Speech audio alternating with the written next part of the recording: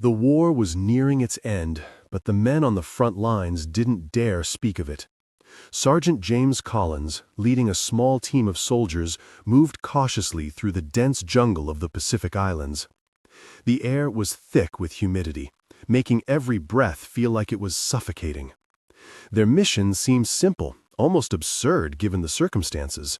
Rescue a group of Japanese children trapped in a minefield, surrounded by the remnants of a crumbling army that had once been their enemy.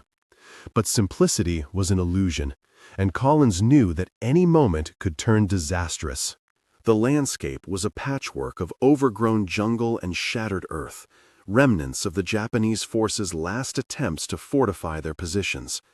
As the soldiers advanced through the terrain, the sounds of battle, once constant, had become intermittent and distant, like echoes from another time.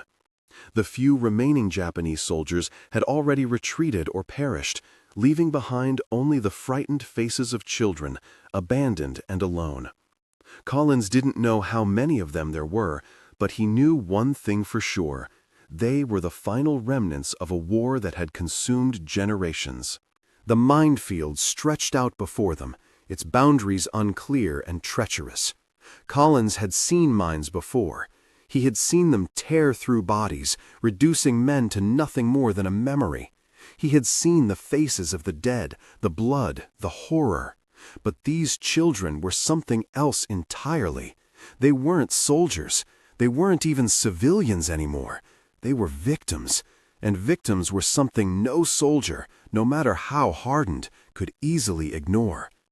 These kids had been taught to fear the Americans with every fiber of their being, and now they were caught in a situation no one had prepared them for. Collins stopped for a moment, surveying the terrain. His hand instinctively went to the radio at his side, a tool that had both guided and cursed him throughout the war. The mission felt wrong, like something was missing, but he couldn't pinpoint what. He looked at the faces of his men, their expressions hardened by years of combat, but their eyes showed something more, a quiet understanding of the stakes. They weren't just saving children. They were saving what little humanity remained in the aftermath of a war that had stripped it all away. The tension in the air was palpable as they moved deeper into the jungle, each step measured and deliberate. They knew the enemy wasn't far off, and the threat of snipers was ever present. Collins had grown accustomed to the weight of being in charge, but this mission was different. There was no glory to be found here, no medals to be won. It was just survival, getting through the minefield, getting the children out, and praying that no one else would fall. The minefield itself seemed to breathe, alive with danger, as though it was waiting for someone to make a mistake. Collins could see the outline of the village in the distance, the smoke rising from the remnants of what had once been homes. There was no sign of life, no soldiers, no civilians, just the remnants of destruction. The village, like everything else, had been left to rot in the aftermath of the war. The children, however, had been left behind, trapped by the very thing meant to protect them. The thought gnawed at Collins. How had they gotten here? How had they been abandoned in the middle of this hell? As they approached the edge of the minefield, Collins motioned for his team to halt. He could feel the weight of the decision ahead of him. They were walking into a death trap, but it wasn't just for them, it was for the children as well. They could either turn back, leave the children to their fate, or continue forward and risk everything. In his gut, Collins knew what needed to be done. There was no turning back now. The squad moved into position, spreading out across the dense undergrowth to form a loose perimeter around the minefield. Collins scanned the horizon, his mind racing. Every second counted. He knew that if they didn't move quickly, the children might not have a chance. The mission wasn't just about reaching the children. It was about making sure they survived, about ensuring that some small sliver of hope could still survive in a war that had taken so much away. The first child appeared from behind the wreckage of a building. A little girl, no older than 6, was clutching a ragged doll to her chest, her face streaked with dirt and tears. She looked out at them with wide, fearful eyes, as if she didn't know whether to run or stay. Colin's heart twisted in his chest as he looked at her. This was who they were fighting for now, not just for soldiers, but for these innocent lives that had been swept up in the chaos of war. "Stay low," Collins whispered to his men. "We move fast. We don't stop until they're out." There was no turning back. They had come for the children, and now they had to save them, one step at a time. The minefield stretched before them like a vast, unforgiving wasteland. The ground was littered with debris, shattered wood, twisted metal, and remnants of bombed-out buildings that had once been homes. Collins could see nothing but the debris at first, but he knew better than to trust appearances. Every inch of this land could be rigged to kill, the remnants of a desperate defense system that had been abandoned by the soldiers who had once set it up. The reality of it hit him harder than any battle he had faced before. The soldiers moved cautiously, their every step calculated, eyes constantly scanning the ground beneath them for the slightest shift. Collins had seen men die in an instant in situations like this, their bodies torn apart by hidden explosives that could be triggered by the most innocent touch. It was a terrifying game of patience and precision, and no one dared to make a mistake. One wrong move, and it would be over, not just for them, but for the children they had come to save. Each of Collins' men took careful steps, their boots sinking slightly into the soft, muddy earth as they made their way through the field. The noise of their movement seemed deafening, as if each footfall would set off an explosion that would bring the whole world crashing down around them. Collins tried to focus, forcing his mind to shut out the thoughts of what could go wrong. His hands were clenched tightly around his rifle, knuckles white from the pressure. But no matter how tightly he held on, the fear gnawed at him from the inside. He glanced back at his men, their faces grim, eyes sharp and alert. They had been through hell and back, but this was different. They weren't just fighting an enemy, they were fighting time itself. Every second spent in the minefield brought them closer to danger, closer to failure. Colin's throat felt dry, and his heart raced with every step. He had led his men through battles, through ambushes, through places where death was a constant companion.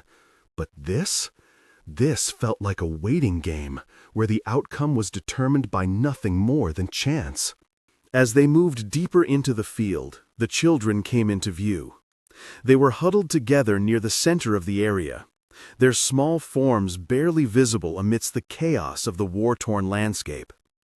They looked like ghosts, standing motionless and silent, as if they were waiting for something, or someone, to come and save them.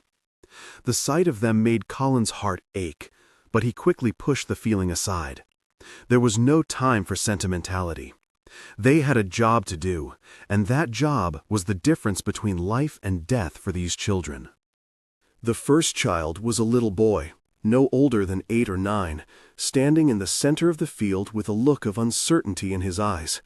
His small hands were clenched at his sides, and his shoulders were hunched in fear, as if he was bracing for the inevitable. Colin's breath caught in his throat. This was the moment that everything had been leading up to, the point of no return. There was no going back now. They had to get the kids out, or else the cost would be too high. Collins gestured for his team to spread out.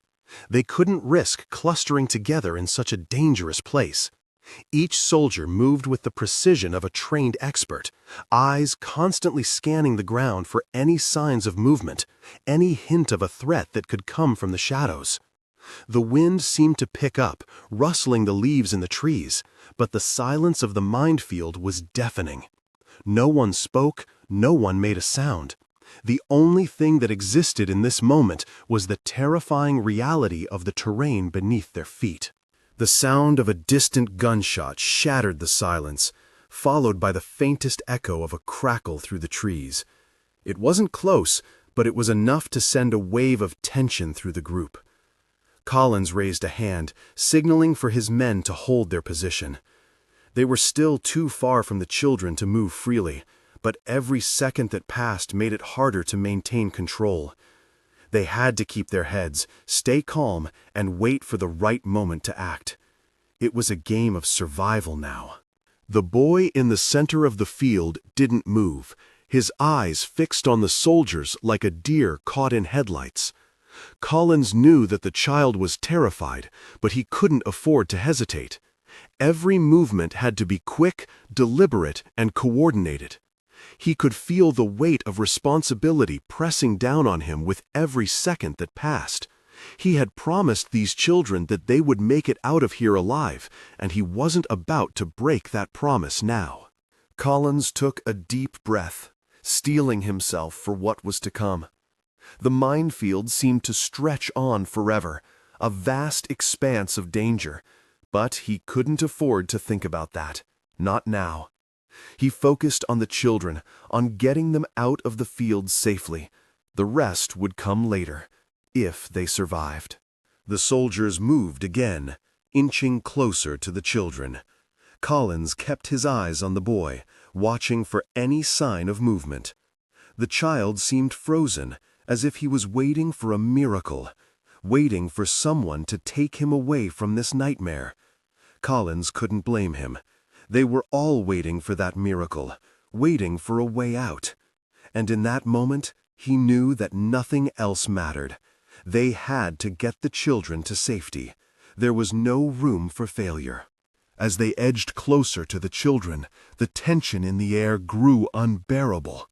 Every footstep felt like a countdown to disaster, as if the land itself was holding its breath. The soldiers moved with practiced precision, eyes constantly scanning the ground for any signs of danger.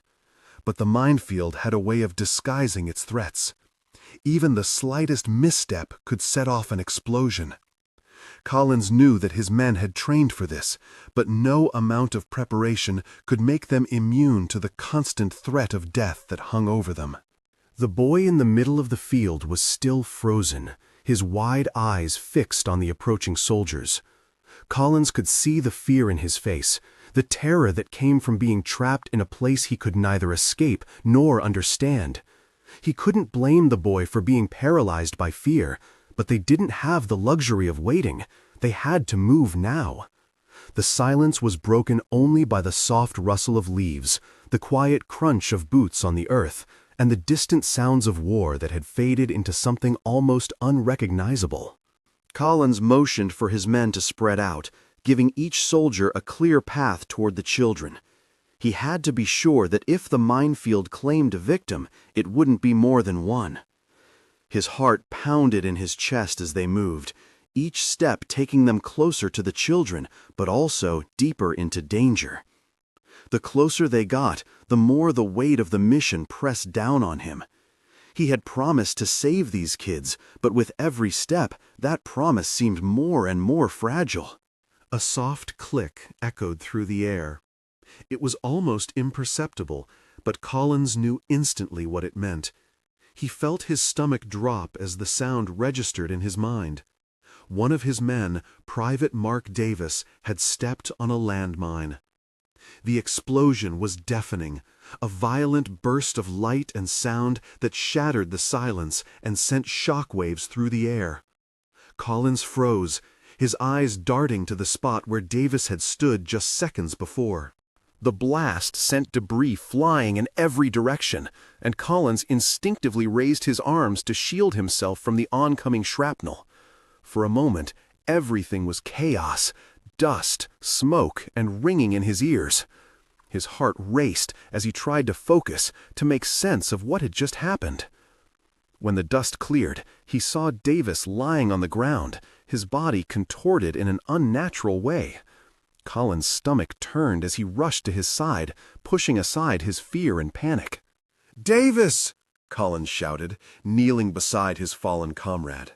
The explosion had torn through his leg, leaving a mangled mess of blood and bone.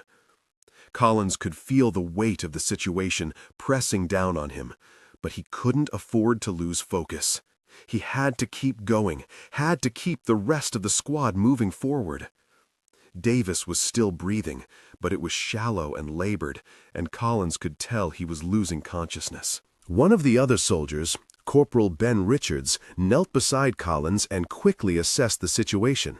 "He's still alive, but we need to get him out of here. He won't make it if we don't move him fast," Ben said, his voice steady despite the chaos around them. Collins nodded, trying to steady his own breathing. He couldn't afford to fall apart now. The children were still waiting for them. They moved quickly, lifting Davis as gently as they could. Every second counted. The pain on Davis's face was evident, but he gritted his teeth, refusing to cry out. Collins could see the determination in his eyes, and it only made him feel more guilty. They had come to save the children, and now they had to risk more lives just to keep Davis alive. As they moved away from the explosion site, Collins' mind raced. He couldn't help but think that this was the moment things could go wrong for them all. They had been so close to reaching the children, but now, with Davis injured, they were forced to change their strategy. They couldn't afford to keep moving forward in the same way. The mission had become even more dangerous, and Collins knew that time was running out. The other soldiers kept their eyes on the children as they moved them further from the blast zone. The small boy, still frozen in place, hadn't moved since the explosion. His wide eyes stared in shock at the carnage unfolding around him. Collins couldn't blame him. This was the kind of violence that no child should ever witness. He was only a few steps away from death himself, caught between the landmines and the war that had torn his world apart. Collins approached the boy slowly, carefully. His heart ached as he looked down at the child, who seemed so small and fragile in the middle of the chaos. He bent down, reaching out a hand to the boy, trying to offer him some form of reassurance. But the boy flinched away, his fear too overwhelming to allow for any kind of comfort. Collins hesitated, realizing that this mission was no longer just about getting the children to safety. It was about undoing the years of fear and trauma that had been inflicted on them. The reality of the situation hit him like a punch to the gut. The war was over for most of the world, but for these children, it felt like it would never end. The mines, the violence, the fear, this was their reality. Collins wasn't just fighting for survival now. He was fighting to give these children a chance at something resembling peace. But with Davis injured and the minefield still standing between them and the children's safety, that chance seemed increasingly slim.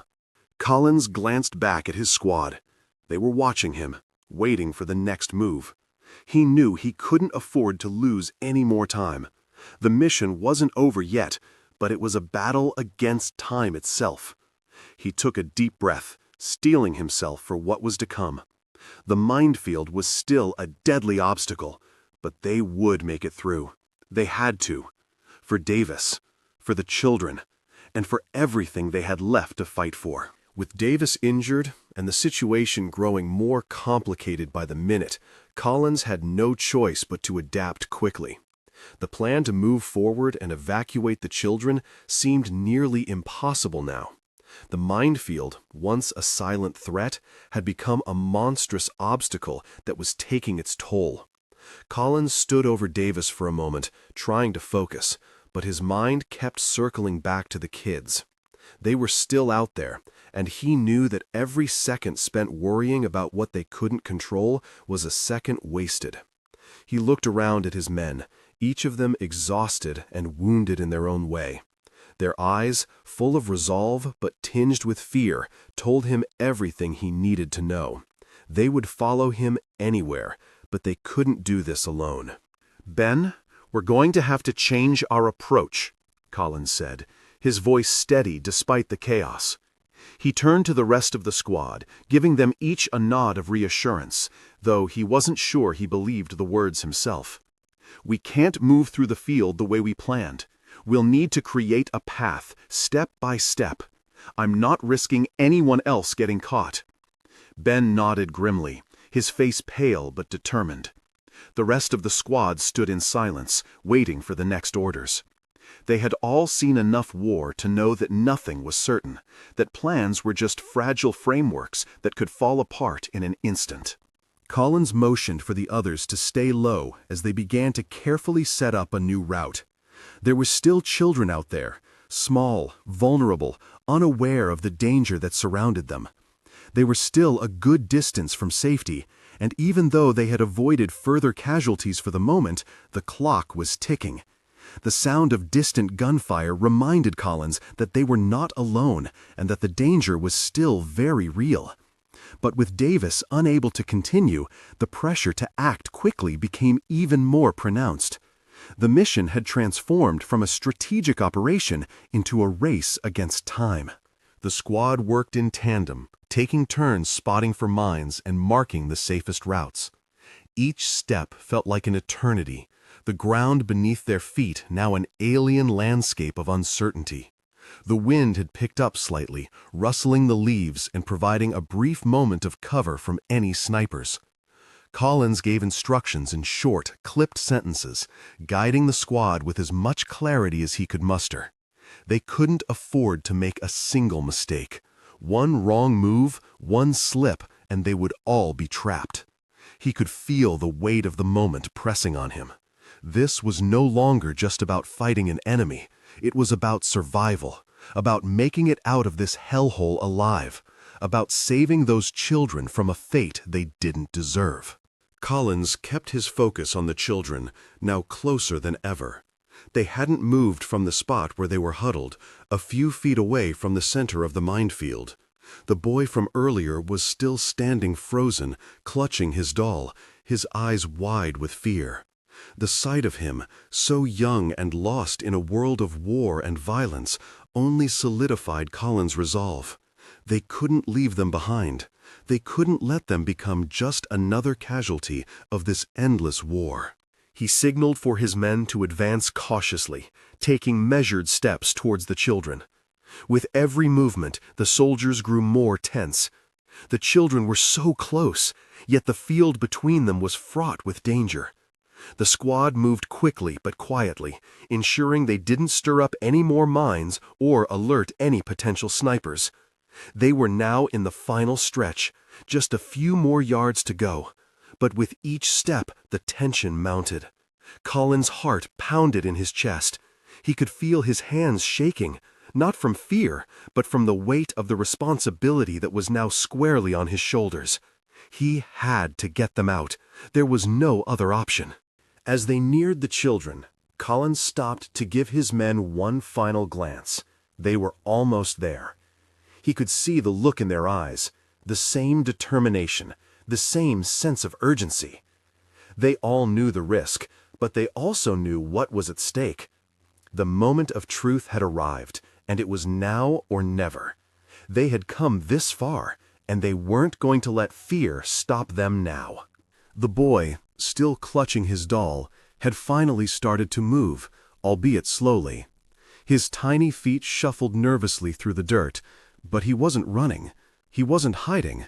He was simply trying to make sense of everything. Collins reached out a hand, his voice soft but firm. "It's okay. We're here to help you." The boy didn't speak, but his eyes locked onto Collins with a sense of trust that was both heartbreaking and beautiful.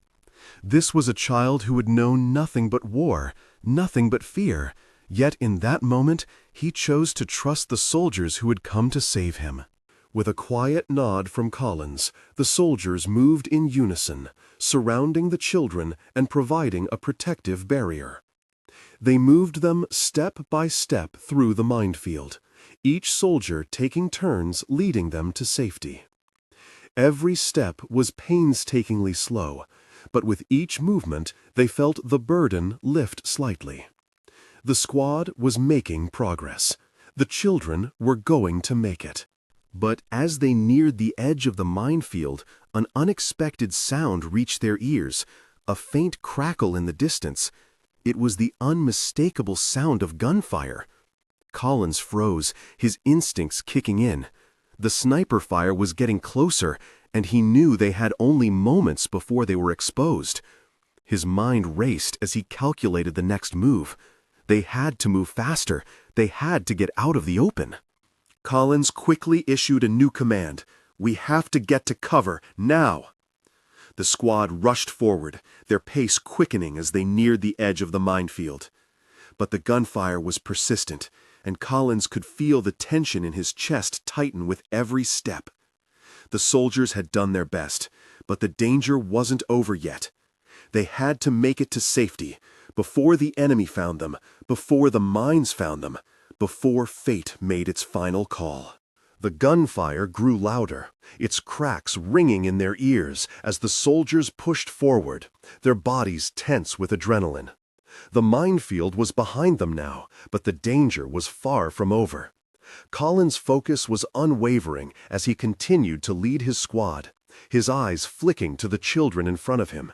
They were close, so close to safety, but every step felt like it could be their last. The sounds of the war around them, the distant crackle of gunfire, and the occasional thud of explosions reminded them that this mission was far from finished. The children, once frozen with fear, were now moving with a sense of urgency. Collins could see the exhaustion in their faces, the strain of everything they had endured. Some of them were barely able to walk, their small legs unsteady beneath them. But there was a quiet resilience in their movements. They were survivors, just like the soldiers escorting them. And for the first time since this hellish mission began, Collins felt a spark of hope flicker inside him. They might just make it out of this alive. The squad moved as quickly as they dared, taking careful, measured steps. They were now in the open, and although they had left the minefield behind, the threat of sniper fire was constant. Collins glanced over his shoulder at the soldiers behind him, making sure they were still moving in sync.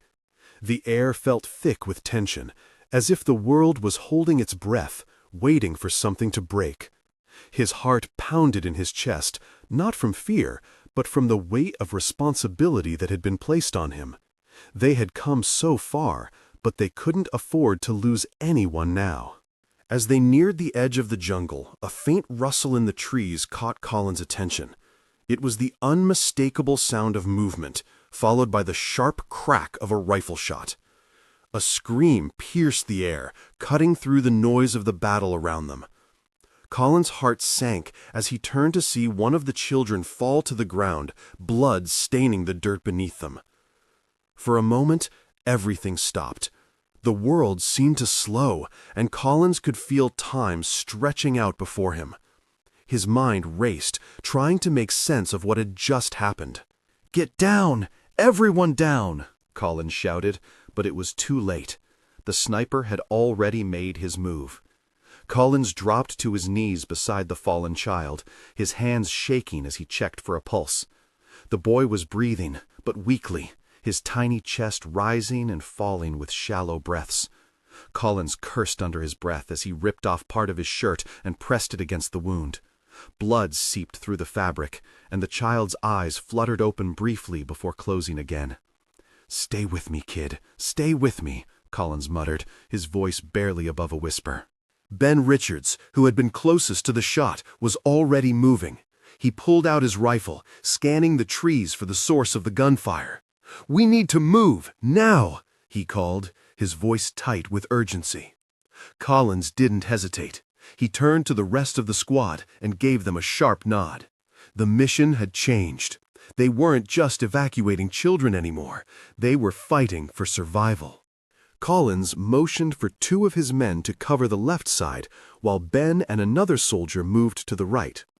They had to create a perimeter to shield the injured child and the rest of the group from the sniper's line of sight. Every second counted. The tension was unbearable as the squad moved in unison, providing cover while the children were ushered further toward safety. Collins could hear the crackle of gunfire in the distance, but he didn't dare look back. His focus was entirely on the task at hand. "Davis, how's he holding up?" Collins called out to the medic, who was crouched beside the child. Davis looked up, his face grim. "He's still breathing, but I don't know for how long. We need to get him to a medic fast." Collins nodded, his heart sinking at the thought of losing the child. They couldn't afford another casualty. Not now, not when they were so close. They pressed forward, moving as quickly as they could without risking another injury. The trees parted ahead, revealing a small clearing where a vehicle was waiting. It wasn't much, but it was their way out. Collins motioned for the group to move forward, his eyes never leaving the injured child. He could feel the pressure building with every step. They weren't out of the woods yet, not by a long shot, but they had come this far, and he wasn't going to stop now. The clearing seemed to grow larger with each step, but the sound of approaching enemy fire made everything feel smaller. The sniper was still out there, watching them from a distance. Collins could feel the weight of every decision pressing on him, but he refused to falter. They were almost there, almost free. As they reached the vehicle, Collins helped lift the child into the back, where the other injured children were already being secured. The soldiers piled in after them, and the engine roared to life. For a brief moment, there was a sense of relief, a fleeting hope that maybe, just maybe, they had made it out alive. But Collins knew better. The war wasn't over yet. There was still danger ahead. But for now, they had survived, and that was enough. As the vehicle pulled away, Collins looked back at the jungle they had just left behind. It was a place of death, but also a place of survival. And for the children they had saved, it would be a place they would never forget. The war had torn their lives apart, but at least for today, they had a chance to rebuild. The hum of the engine was the only sound as the vehicle sped through the dense jungle, the distant sounds of gunfire slowly fading into the background. Inside the cramped space, the air was thick with exhaustion and silence. The children, though no longer trapped in the minefield, remained eerily quiet. They sat in the back of the truck, their faces drawn, eyes wide with the kind of fear that only war could cultivate. The soldiers, too, were silent, each of them lost in their own thoughts, their minds grappling with the events that had just unfolded. The relief of escape was tempered by the weight of loss, the boy who hadn't made it, the children who had witnessed horrors no child should ever see. Collins sat at the front, his gaze fixed on the road ahead, but his mind was elsewhere. His thoughts kept drifting back to the boy they had lost, the child who had been hit by sniper fire, whose life had been cut short just as they were so close to saving him. He could still hear the boy's faint, shallow breaths as he had held him in his arms, the coldness of his skin as he had tried to stop the bleeding.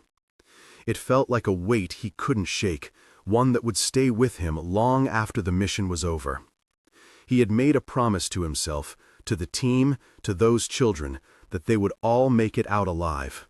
But war had its own rules, and those rules didn't care about promises. The vehicle rumbled over the uneven terrain, its wheels skimming over the ground like a lifeline between life and death. Collins felt the tension in his body start to ease, but it was fleeting. The mission wasn't finished. They had gotten the children out of the minefield, but they still had to get them to safety, and there was no guarantee that they wouldn't encounter more threats along the way. The war wasn't done with them yet. Behind him, one of the children stirred, her small hands clutching her knees as she looked out the window. Collins could see her face reflected in the glass, the dim light casting shadows over her features. She was no older than 6 or 7, yet her eyes carried the burden of someone much older. Her gaze was distant, her expression vacant, as though she had seen too much to ever be the same. The reality of what she had endured was too much for anyone, let alone a child. Collins felt a pang of sorrow for her, for all of them. They hadn't chosen this life. They had been born into it, thrust into a world where survival was the only goal. As they continued to drive, The truck bounced over another patch of uneven ground, jolting the children and soldiers alike. One of the boys, who had been sitting next to the little girl, looked up at Collins, his face still dirty and tear-streaked. He couldn't have been older than 8. His eyes met Collins for a brief moment, full of confusion and a kind of quiet gratitude. It was a look that said everything without words. It was the same look the soldiers had, relief mixed with sorrow, a silent acknowledgement that they had made it out, but at a terrible cost. The truck slowed as they neared a small clearing, the road ahead lined with makeshift tents and the faint outline of a medical station. They had reached the safe zone, the place where the children would finally be taken care of. But Collins didn't feel the rush of relief he had expected. The children were safe now, yes, but their lives would never be the same. They would carry the scars of this war forever, just as the soldiers would. In some ways, it felt like they had all been victims of the same conflict, each of them broken in their own way. The soldiers disembarked first, followed by the children, who were led by medics into the station. The sound of chatter and footsteps filled the air, but Collins remained still, watching the scene unfold before him. His mind wandered to the boy who had died, the one who had never made it out of the minefield. The others were being led away, but Collins couldn't move. He stayed by the truck, his hands clenched at his sides, as if waiting for something, some kind of sign that would give him peace. But no sign came. There was no closure in this, only the cold weight of reality. Ben Richards came over to him, his face drawn with fatigue. "We got them through. They're safe," he said quietly. Collins nodded, but the words didn't comfort him. They hadn't lost just one child. They had lost the opportunity for something more. These children had been given a glimpse of something that could have been better, but they had been torn from it just as quickly as they had found it. "I know," Collins said softly, his voice barely above a whisper, but the words felt hollow. The medical staff began assessing the children, checking them for injuries, offering what little comfort they could. Some of the children seemed to respond, clinging to the nurses or sitting quietly as they were examined. Others, like the little boy who had looked at Collins earlier, remained distant, their eyes hollow and unblinking. The war had stolen their innocence, and no one, not even the kindest of hands, could return it to them. As the soldiers watched from the edges of the camp, Collins couldn't help but wonder what would become of these children. Would they ever find peace? Would they ever be able to live a life free of fear, free of the nightmares that would inevitably follow them? Or would they always be bound by the horrors of war like so many before them? He looked at the children one last time before turning away. For now, they were safe, but the world they had left behind would continue to haunt them, no matter how far they went. The convoy would leave at dawn, and Collins knew that for him, the mission wasn't truly over. The images of the children, their faces forever etched in his mind, would stay with him for the rest of his life. And the boy who had died in the minefield? He would never forget his face either. The cost of mercy was high, and Collins knew that the price they had all paid would linger long after the war was over.